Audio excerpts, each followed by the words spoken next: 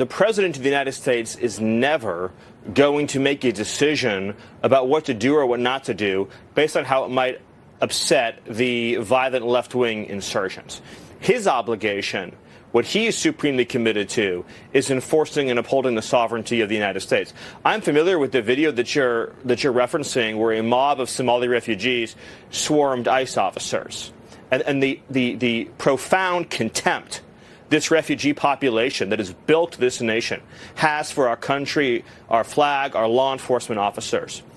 And what I would just say to reassure your audience, to reassure you, is that under the new federal surge that has taken place and the additional assets that have been put in place under President Trump's direction, under Secretary Noem's leadership, we now have the resources we need not only to protect the safety and security of our ICE officers and our border agents and their operations, but to begin the work of identifying, disrupting, and dismantling these insurgent networks. As you mentioned, they're very coordinated.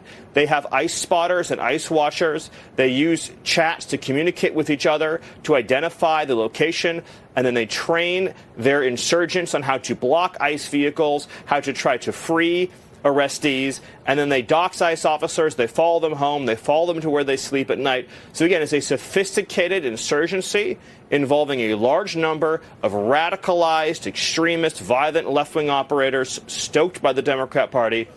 The resources and strategy is in place now, and you're going to see significant numbers. There's already been in the recent days a huge increase in arrests of domestic insurgents, but those numbers are going to increase. And I just want to put this back to the American people.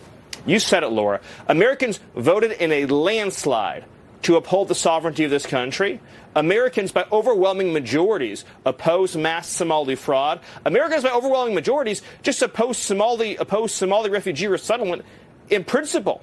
So the public is behind this. Minnesota was once a pristine state. Perfect education, no crime, no unrest, no violence, and then they ruined all of it, Laura, and President Trump is saving it.